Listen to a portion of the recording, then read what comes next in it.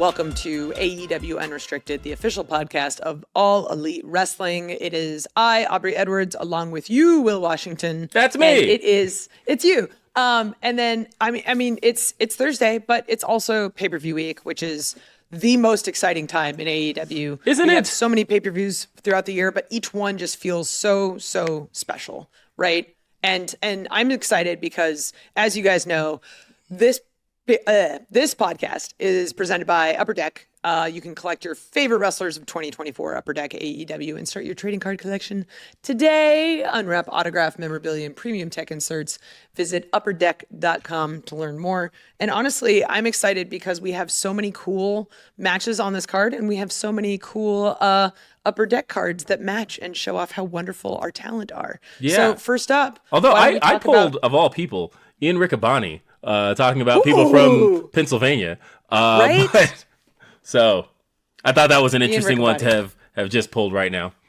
I mean, Riccaboni's one of those guys that every time I see him at TV, I'm like, yes. Like he's a good locker room guy on top of just being an incredible commentator.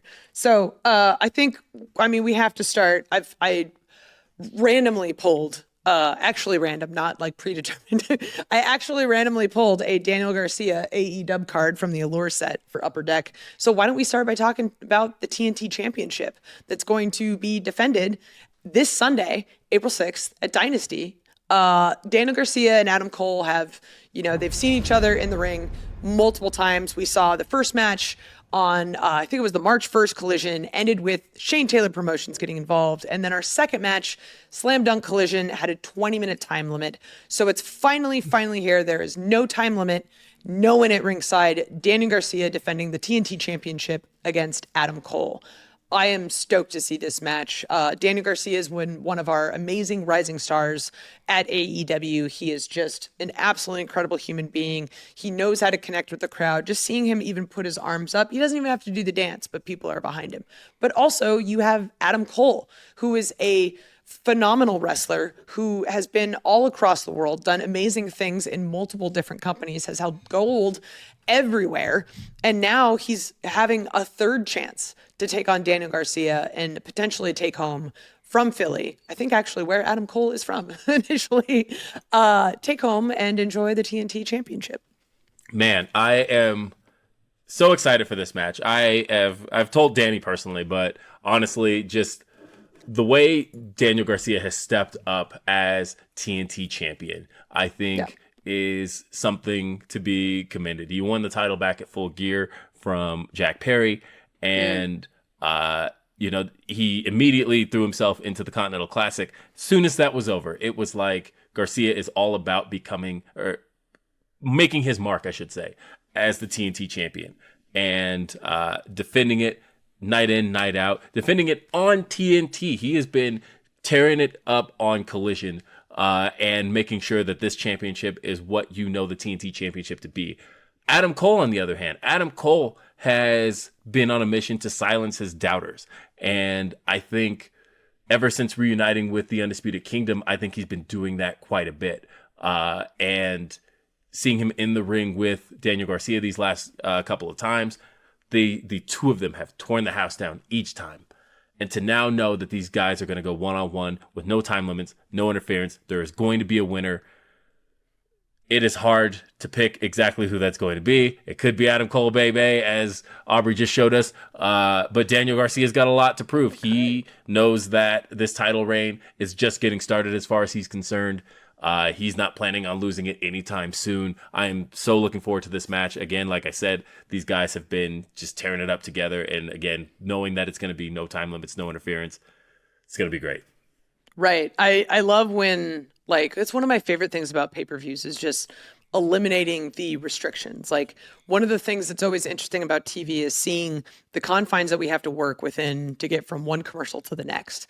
And it's great to have this freedom, but it's also a limiting factor. The things I love about pay-per-views is that is removed. That as a referee, it's great because I only have one number I have to tell people. But as a fan, you have these matches that are completely uninterrupted, that are going to be excellent. You're going to feel the highs and the lows, the entire way through, and I'm so stoked. We also have so many more matches on this card, so let's just get right to it, man. We've got the AEW World Tag Team Championships. We've got the Hurt Syndicate, which is they're absolutely phenomenal, absolutely just so freaking scary. Like they dress really nice, and then you're like, oh wait, no, that's just a cover up for how much they're going to absolutely destroy you if you cross one of these guys. And they are taking on Big Bill and Brian Keith of the Learning Tree. Big Bill and Brian Keith challenged for the match after Jericho gave them an ultimatum to prove themselves. I mean, I don't know if that's enough motivation to get the W or not, but I mean, in my mind, Jericho has done an incredible thing for Big Bill and Brian Keith. It's been awesome to see these two guys, either if it's in trios action or if it's in tag team action. Seeing both of these guys more on TV has made me so proud of each of them. So them getting this opportunity on pay-per-view to take on the Hurt Syndicate, I think it's really great for them. And I'm really excited to see where this match goes. I am quite excited for this as well. I think Big Bill made some solid points about the fact that he did not lose the tag team titles. He did not get a rematch after his last opportunity for the tag titles. And he is ready to recapture them this time with the Bad Apple Brian Keith. And but of course, the Hurt Syndicate. It's in the name. It's what they do. They hurt people. They hurt people. The fans know it. And they sing along with it every chance they get. I think these guys are just getting started as far as dominating this tag team division and knowing what's ahead on the tag team horizon. I don't know that Big Bill and Brian Keith necessarily have the tag team pedigree to take on a team the magnitude of the Hurt Syndicate. I hope they do, because I love Brian Keith. We've talked to him on this show. Love Big Bill. But who doesn't love Big Bill? I know, Big Large Bill. William, Yes. as he's frequently called backstage. Large William, yes. And he and I talk basketball quite a bit. He's a massive Knicks fan. And he always gives the Nuggets their due. So therefore, he's very realistic. Yeah, exactly. I love talking basketball with Big Bill. That said, I also know the Hurt Syndicate quite well. And I also know that they aren't willing to let go of those tag team titles anytime soon. No, I mean, we look at championships, and whenever someone wins them, they're like, I'm going to hold this forever. Hurt Syndicate are those guys that I look at them and go, no, these guys might be the last champions of the AEW World Tag Team Championships, because it's like they're so incredible in the ring. They're so just dedicated to completely demolishing the competition. This is going to be a fantastic match this Sunday, Philly, Pennsylvania, the Liacouras Center. We've got one more match to talk about before we take a quick break. This one's going to be really, really interesting. We have the AEW World Trios Championship. We have the Death Riders, the champions, Claudio Castagnoli, Wheeler Yuta, and Pac versus Rated FTR, Cope, Dax Harwood, and Cash Wheeler. And this is going to be really, really exciting, because the last time we saw Cope, we literally saw him throw Jon Moxley on Spike, this piece of wood with the nails in it. It got stuck in his skin. It was gross.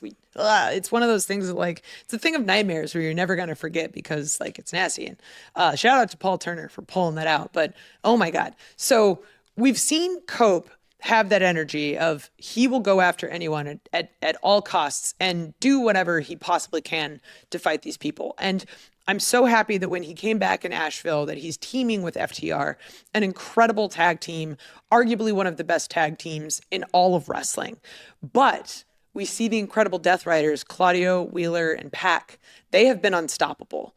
They are a cohesive team. The Death Riders, even though, we saw them kind of split up a little bit leading up to Revolution, they're back together. They're strong. They've got Marina. They've got Jon Moxley backing everybody up. This is going to be, I mean, we've seen some dissension here between Cash and Dax. That's true. That's true. Those guys are like brothers. They're fairly inseparable, no matter whether you're seeing them behind the scenes or in front of the camera. They are they've been joined at the hip since entering AEW, and before then as a tag team. And knowing that they're not on the same page could work in the Death Riders' favor, but at the same time, you want to see a team fired up. I think, Cope has that ability to hire up his close friends in FTR. This one is another one that could go either way. The Death Riders don't exactly believe in presenting championships and us seeing them physically. And I know that is a thing that doesn't exactly sit well with those in the locker room. We've on occasion seen those trios championships. And I think Rated FTR is ready to show them to the world again. We've seen FTR in a number of different trios over the years prior to this. We've seen him tag with multiple stars, but it feels like Cope is the one that they share a true magnetic bond with. And as long as those three can all stay on the same page, they stand a chance at becoming the AEW World Trios Champions. Absolutely. I mean, what is it, 7-star FTR? Let's throw another 8-star on there, right? It's inevitable that these guys are going to win more gold. It's just a matter of, is it going to be this Sunday at the Liacouras Center in Philadelphia, Pennsylvania? Again, you can get your tickets, AEWTix.com. We hit it out of the park every time there's a pay-per-view. So if you're able to make it, you definitely don't want to miss it. If you can't be there, you can watch it traditional pay-per-view, Triller TV, YouTube, and Prime Video. Definitely check it out. We've got more coming up here on AEW Unrestricted. So stay tuned to our AEW Dynasty preview episode. It's AEW Unrestricted, and as per tradition, the week of a pay-per-view, we are previewing the amazing pay-per-view that's coming this weekend, AEW Dynasty. You can watch it on Triller TV, YouTube, traditional pay-per-view, Prime Video. You can catch it live at the Liacouras Center in Philly, Pennsylvania, AEWTix.com. Just as a reminder, we've got Speedball Mike Bailey coming on the next segment on the show to talk about the amazing match that's coming up for the AEW International Championship between him, Kenny Omega, and that bald guy, Ricochet. So stay tuned for that. But before we get there, there's a couple more matches we got to talk about. And I cannot have, I am over the moon. I was already over the moon with Toni Storm. But after the excellent title defense at Revolution that I think will go down in history as one of the best matches of all time, to see Toni Storm retain the AEW Women's Championship in the Hollywood ending was just so absolutely phenomenal. And then coming out of that, she's immediately sort of put on notice by this beast of a individual, Megan Bayne, who is just strong and silent and oh so very scary. Yes, Megan Bayne has, I think, since she debuted in the Women's Casino Gauntlet, she has just taken AEW, no pun intended, by storm. Or she's taking the storm out of AEW, who knows? But she has been, she has just been dominant since she came in. She is incredibly impressive. She is, like you mentioned, scary as hell. And the silence just adds so much more to it. She has, of course, been tied at the hip to Penelope Ford as well. And knowing that factor exists could kind of spell doom for Toni Storm. We've seen incredibly fast rises in professional wrestling history. And a big part of what creates those fast rises is dominance. When you can come in and dominate physically and show off your physical prowess, that usually leads to pretty quick success in professional wrestling. And to know that Megan Bayne has come in and done just that, she has just dominated everybody in her path. And now she's already got an opportunity at the AEW Women's World Championship. Toni Storm is arguably one of the greatest women's champions of all time. She's certainly got the numbers to back that up. She's a 4-time champion. But there's anybody... But remember... Megan Bayne pinned Toni Storm on Dynamite. She did. Yes, it was a tag match. Yes, it was Thunder Tits versus Megan Bayne and Penelope Ford. But we saw Megan Bayne pin Toni Storm, which I was in the ring for it, and I heard the crowd just audibly gasp. Yeah. Because this is our champion. And to see Megan Bayne just simply pin her, it's, oh my God, it's... I literally have no idea what's going to happen this weekend. Also, just shout out to our production team. Tony Storm opened Dynamite a couple weeks ago in this incredible Rosie the Riveter outfit. Collision. Yes, Collision. Yes. Sorry. I never know if it's Wednesday or Saturday, but either way, it's AEW programming, so you know it's going to be great. But it was Collision, and she has this amazing Rosie the Riveter outfit, and she's doing this eloquent soliloquy while laying flat on her back. She stands up, steps into the spotlight, and then we just see Penelope Ford's foot take her out. Yeah. And that was so beautifully shot. And to see Toni be able to give these promos week after week, and all of this prose is so elegant. And then to see us kind of change it up and continually see her grow and see these segments grow and change and be ever so interesting and fascinating. It's definitely like must tune in TV. So I'm super pumped for this match this weekend. I hope I get it, fingers crossed, because it's going to be a great one. Well, speaking of matches that we know you'll get, let's talk about the ROH World Championship on the line, but not just the ROH World title on the line, because this is a title versus mask match. Chris Jericho defending the ROH World title against Bandido, whose mask will be on the line. Chris Jericho has made a career of scenarios like this. We've seen Jericho take masks. We've seen Jericho put titles on the line against masks. Jericho has definitely not exactly been the most respectful of luchador cultures in history.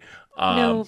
And we saw just last month on the Revolution Zero Hour, him take Bandido's brother's mask. We saw Gravity have his mask taken. You were right there with Gravity and Bandido's mother. Terribly sad. Terribly sad. And knowing that Jericho has made a career out of doing just this very thing, just ask Juventud. Bandido could be in a world of trouble. And we also are looking at the fact that Chris Jericho has honestly, this last couple of months, really stepped up in this ROH World title reign. And we're really seeing a side of Chris Jericho that I think fans have been wanting to see for a while.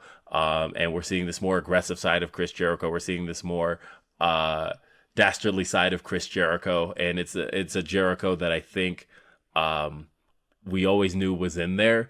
But knowing that kind of the facade that he had been putting on as the learning tree, as somebody that you kind of knew was being disingenuous, and you knew that real Chris Jericho was deep down still in there. And we've really seen it coming out these last couple of months. Him holding on to this ROH World Championship makes sense, but at the same time, and granted, Bandido is a beautiful man. Beautiful man. So if he loses that mask, I mean, like, it's ultimately not the worst thing in the world. That's what I was gonna say. But Bandido is also one of the best luchadors in the hands down. Yes, in ROH's history, in AEW. He has done so much phenomenal work, and a big part of his identity is that mask. And if he's gonna lose it, you do not want to see him lose it this way. And Bandido, also a former ROH World Champion himself, looking to get that belt back one more time. Absolutely. Like we've seen Chris Jericho and Bandido before. During Chris Jericho's first title reign as ROH champion, we saw him face previous ROH champions. We saw him face Bandido. We saw him face Dalton Castle and a number of other champions in the past. And seeing Bandido and Chris Jericho, that was sort of the AEW fan base's introduction to Bandido and how strong he is and how nimble he is and how much charisma he has. One of my absolute favorite moments being in the ring with Bandido was seeing him at Grand Slam Australia, where he's dancing on Jericho's back and then steps off and goes, "Ole." And it was so great and wonderful. Yeah. And that's what I love about these opportunities. We get to see these amazing wrestlers that have done incredible things on the biggest stage that they've been on. This is awesome. And I like exactly like you said, like we've seen this side of Jericho before, but we're finally seeing it in this sort of learning tree iteration. It's one of the things that makes Jericho great. He's constantly reinventing himself. And it's not just necessarily going from one sort of persona to another, but it's seeing the growth and change within that persona and how it changes based on the opponents that he's facing. So not only do we see this sort of hard emotional match that's happening, because like we saw Bandido's family cry. Like it was so sad and so terrible and awful. We saw Bandido's mask ripped off. It's this incredibly emotional moment and disrespectful in luchador culture. But to see Jericho really sort of turn it up a notch and really, really come after Bandido and everything that he holds dear to him, I'm excited to ref this match this weekend. It's going to be a really, really good one. Gonna be a hoot. Speaking of hoot, I'm so excited that we're getting closer to Owen season. The Owen Hart Cup Championship is always such an incredible thing that we do at AEW. We've done it twice now. This will be the third time we're doing it. And the brackets recently just got announced. Oh, buddy, it is going to be an exciting tournament. We've seen everyone come out of the Owen. We saw last year Mariah May turn on Toni Storm at the end of the Owen, and then eventually go on to win the AEW Women's World Championship at All In London. So the Owen is quite literally the thing that sets in motion what is happening in AEW and builds sort of that excitement for everything that we have coming up this summer, like All In Texas, which, by the way, if you're not going to, change your plans because you should definitely be there. It's going to be one hell of a show this coming summer, July 12th. As you know, and as we're talking about here, pay-per-views are absolutely incredible and they can't miss. Yeah, and honestly, you talked about Mariah May winning last year, Bryan Danielson winning last year, and going on to the main event of All In. And this year, like, the field is just so stacked. And knowing that we get to kick it off at Dynasty, and we get to take it through all the way, and getting our title contenders, knowing that they're going to go on to All In Texas, and challenge for the AEW Women's World Championship and the World Championship. I'm so excited for this tournament. The tournament has always delivered in a big way. I think it is one of the tentpole tournaments of AEW, and knowing that now we have stacked the field so hard, and knowing that any one of these men and women going on to challenge for the AEW Women's World Championship or the World Championship is monumental. Like, thinking about, we saw Mercedes put her name in the hat last week on Collision, and knowing that she could add another belt to her collection. But then we saw Chris Statlander add her name as well, and Chris Statlander is somebody that we've wanted to see hold the AEW Women's World Championship. And Jamie Hayter is somebody that also has been beelining for that AEW World Championship, and knowing that it is now possibly in her sights again could be huge. But then Athena comes about and wants to be a part of all of this, and we've got Hangman Adam Page, and we've got Will Ospreay. Like, the whole field is just greater than it's ever been. And knowing what's on the line here and where they could end up, I'm just so excited for this. The only thing we know how to do better than pay-per-views is tournaments. So it's one of those times where, like, summer's always really exciting at AEW just because we do have the Owen coming up, and I am stoked. As a reminder, we've got Speedball Mike Bailey coming up next on the podcast to talk about his upcoming match this weekend, which is a dream match for him, but also Ricochet's there. The AEW International Championship match. It's a three-way between Kenny Omega and Ricochet and Speedball Mike Bailey this Sunday. You can catch it live. Remember, you can watch the pay-per-view Triller TV, YouTube traditional pay-per-view, Prime Video, and if you can be there live this Sunday at the Liacouras Center in Philly, Pennsylvania, AEWTix.com. It is going to be one hell of a show. You don't want to miss it.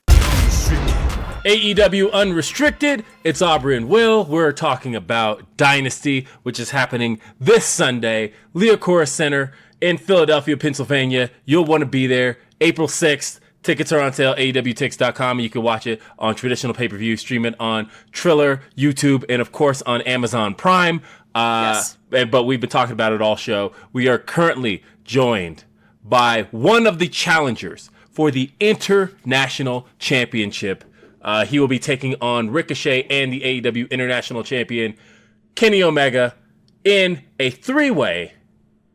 It is the one and only Speedball Mike Bailey. Speedball.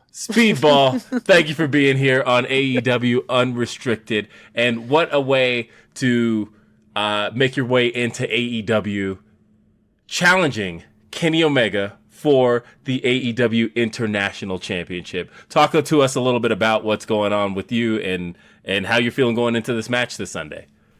Well, first of all, thank you guys so much for having me. I'm so excited for Dynasty. It's coming so incredibly fast. And it feels like I just barely am getting started with AEW, and already I am getting this insane match of Dynasty, a complete dream match with Ricochet also there. But as I talked about at length, right, as has been very clear for many years. I mean, I named my one of my finishers, Shooting Star Double Knee Drop, the Ultimate Weapon, after Kenny Omega. That match with Kenny Omega is one that I've wanted for over 10 years at this point, a rematch from the singles match that we had at PWG in 2015. It completely changed my career, and now I'm finally getting this match, and Ricochet's also there, which is a huge bummer, but still, well, it's a huge opportunity. I mean, so early in my AEW tenure to get the chance to capture the International Championship would be the biggest thing ever. It would absolutely change my life and career, so I couldn't be more excited. And also, obviously, I mean, I am the biggest pro wrestling fan in the world. I love pro wrestling. I've watched every single AEW live event, and it's been very difficult for me to like kind of prepare for my own match. But also, I'm still very excited to watch the rest of the card, and how that develops has been absolutely fantastic. Well, I want to talk to you about the aforementioned bummer, because Ricochet has made it his goal. He has talked about it time and time again. He is after gold in AEW by any means. And of course, he didn't necessarily pull off becoming number one contender at Revolution last month when he lost to Swerve, and before that he had of course faced off with Kazuchika Okada for the Continental Championship for a chance at that. And so Ricochet is hungry for gold, and knowing that this is another opportunity at it, he's got to be hungrier than he was before. Do you not feel that he could be a spoke in the wheel that is the desire to see Speedball Mike Bailey and Kenny Omega? Yeah, I mean, I disagree with I guess Ricochet, but also your assessment of it. I think you're listening to his words and not looking at his actions, which it clearly seems to me that his priority is just straight up trolling. And he is way more interested in that than in actually winning championship, because he is one of the best wrestlers in AEW, one of the best wrestlers in the world, and he's had several chances. And with the talent that he has, I mean, he came so close to defeating Swerve Strickland at Revolution, but he didn't, because I think he got caught up in his own antics, his own ulterior motives beyond winning professional wrestling matches. So honestly, when I look at this match, I think it's like my strategy is really me versus Kenny Omega, and I don't know that Ricochet in earnest. I mean, I'm sure he tells himself he's going to try to win and become international champion, but really he's more going to try to, I don't know, stop me and Kenny from winning. I think everyone who watches being disappointed by the ending of the match is a bigger priority for Ricochet than winning the championship himself. How does it feel to be one of two people who have actual majestic hair in the match as opposed to being bald? So again, it feels great. I refuse. I take the higher ground, and I don't want to attack Ricochet for being bald, because there are lots of extremely attractive bald people in the world. Men, women, everything in between. A lot of people I know look amazing bald. And I'm actually proud of him for making the choice, because he used to have long, luscious really hair. Majestic hair. It's incredible. You wouldn't think it by looking at him, but you know, and a lot of people would have just hung on to that, but no, he went bald, and I commend him for that. Though I think Kenny Omega and the evolution of his hair throughout the years needs to be studied. The colors, the mullets, the braids. And I feel like for this match, I'm going to need to step it up and do something even crazier with my own mullet. So one of the things I want to ask you about is the International Championship itself. You are, for the average wrestling fan, I'd say, considered to be one of Canada's greatest exports. And one of the things that the International Championship has had from a lineage standpoint, is a host of international flavor. We had Pac, who was the first champion. We've had again Konosuke Takeshita is another great example. Kenny Omega, Will Ospreay, guys from all across the globe have held this championship. But a big piece of what they've brought to the championship is the fact that they've taken it around the globe with them. We've seen it defended all over the world. So when I ask you, Speedball Mike Bailey, if you walk away with this championship this Sunday, what goals do you have with the International Championship to take it to the next level? I am someone who has traveled the world already before I joined AEW, and I think getting the International Championship, getting to take that around the world would be a great opportunity to complete a lot of unfinished business that I have with people like El Desperado in New Japan, with people like Titan in CMLL, and I could definitely see myself taking it to many new great countries that the world isn't even aware have a pro wrestling scene. I mean, I know a lot of great professional wrestlers in Brazil and in Thailand and in Chile, in Spain, in France, who would deserve a shot and would gain a lot if they could earn it from fighting someone like Speedball Mike Bailey for the International Championship. Hell yeah. What a beautiful answer. That is the answer I wanted to hear. Yes. Oh, I love it so much. I'm so excited to watch Chile this match. is cheering you on now because they're going to get to see and Brazil. Getting to see the International Championship. They're just sitting there waiting with their popcorn like, we need this guy to win because we want to see this title on our land. It's going to be awesome. Oh, I'm so excited. I mean, absolutely. Like, if you know my career and my story, right, being born in Canada and being a Canadian citizen literally shut a lot of doors for me when it comes to pro wrestling. So I think that having that championship would be a great chance to, you know, kind of help level the playing field and give people around the world who don't have the same opportunity when it comes to pro wrestling as people who are born in America. I think that would be the best thing that I could do as an international champion. Oh man, I love that like Speedball is trying to like make wrestling better all over the entire world. So I'm not going to say like, okay, so if I don't have this match, I can be a little bit more biased, right? Because you know, I'm official. I try to take my job seriously, but I'm pulling for Mike Bailey just because I know that the opportunities that are there and the opportunities that he's taken have like, he's just taken the ball and run with it already in just the short time he's been with AEW, but we've seen him do this his entire career. And as a little bit of a spoiler, if you want to know more about Mike Bailey, we actually have him coming up next week on the podcast to tell us about his AEW journey, which involved a 5-year ban from wrestling in the US, along with all these matches around the world. So you definitely want to tune in, and you want to tune in this Sunday to AEW Dynasty live from Philly.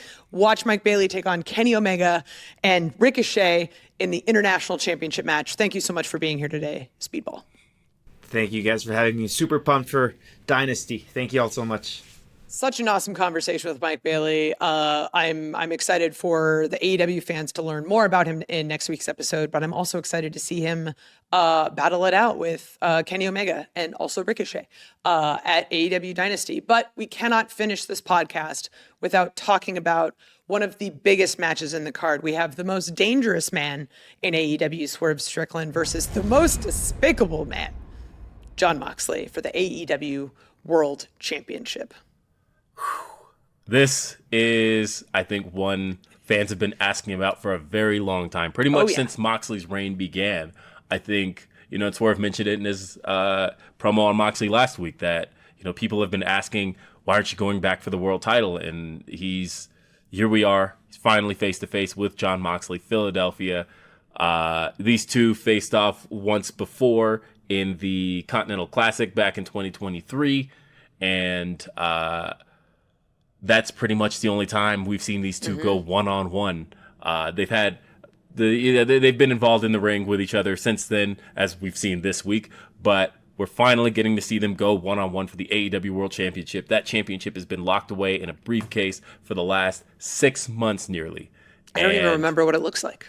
Yeah, and honestly, I think that is a goal of Swerve Strickland's when he talks about the fact that he paraded this championship everywhere while he was world champion. You know, he did interviews, he did red carpets, he did appearances. He did meet and greets, and that championship was present everywhere he went. He shot a music video with the championship popped out of the back of the trunk. Like, that championship was visible with Swerve Strickland, and to him, he sees it as a complete sign of disrespect for the championship to see it locked away the way it's been. And a lot of the guys in the back see it that way.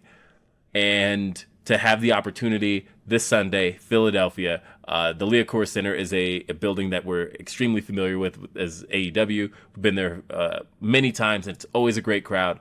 And for this crowd to get to see this World Championship match, 1 year removed from the last Dynasty, where Swerve defeated Samoa Joe and walked away as the AEW World Champion, he has the opportunity to do that one more time. Jon Moxley's going to do whatever he can to hold on to this championship. We've seen that. 100%. Like, we've seen that. Moxley's got a great crew of people behind him that support him. And I mean, you said it yourself, like, Swerve won the title at Dynasty last year. We've only had one pay-per-view for Dynasty, but it is, in my mind, synonymous with Swerve because it was such an incredible moment to see Swerve Strickland finally become the first African-American world champion that we've had in AEW. And he is such a fantastic representative for our company. Like, people talk about how, like, Hangman's the main character of AEW, but I think Swerve Strickland's kind of filling into that role. He's one of, like, I mean, the word gets used a lot, but he is like a pillar of AEW. He's going around, even before he was a champion, he was going around and doing interviews, showing up to places a couple days early just to make sure that he could support AEW and talk about it to, the best of his abilities as a representative. And I think that that's the thing that stands out to me most coming into this match is Jon Moxley kind of came into this role with the Death Riders as he's going to bring AEW back to what it was, right? But I feel like Swerve Strickland is actually the person that is fighting for what AEW means, for, it's where the best wrestle. And I see Swerve Strickland as being a good representative of that. Now, Jon Moxley, we saw take a freaking bat with nails in it to the back. So I have no idea what to expect from him. He's a crazy dude. But, like, oh man, this match is going to be absolutely crazy. It's we know, especially after coming off the heels of AEW Revolution, that AEW pay-per-views are can't miss. The last one had multiple 5-star matches. It had incredible storylines. It had incredible just feats of physicality. And AEW Dynasty is setting up to be exactly that. So make sure, if you can't see it this Sunday live, Sunday, April 6th at the Liacouras Center in Philadelphia, that you get your tickets, AEWTix.com. But if you can't, watch it traditional pay-per-view, stream it on Triller and YouTube, and of course, Prime Video. So excited. The amount of friends that watched it on Prime Video, watched Revolution on Prime Video, is so great. And I love that we're on that platform as well now. So watch it. You are not going to be disappointed. You might even see history take place. Who knows? I'm so excited. I always get super pumped around pay-per-views. But we need to remind everyone that AEW Unrestricted is sponsored in part by Upper Deck. You can collect your favorite wrestlers in the 2024 Upper Deck AEW. Start your trading card collection today. You can unwrap autographed memorabilia, premium tech inserts. You can visit upperdeck.com to learn more. You can listen to and follow this podcast, AEW Unrestricted, at Apple Podcasts, Spotify, wherever it is you get your podcast. We're on all the fun apps. Check out the new episodes every Thursday, and then check out the video episodes on our YouTube channel, AEW Unrestricted. Hit the subscribe button so you never miss an episode. You can see our beautiful faces and see all these beautiful shiny cards that we show everybody. And are you an AEW insider? Because I am. I get early access, and you can too, to ticket pre-sales, special merchandise offers, and more straight to your inbox. Sign up, AEWTix.com. You're already going to be there because you're buying tickets to AEW Dynasty. Also, don't forget Dynamite TBS Wednesdays live, 8 p.m. We also stream on Max in high fidelity, and AEW Collision live every Saturday on TNT.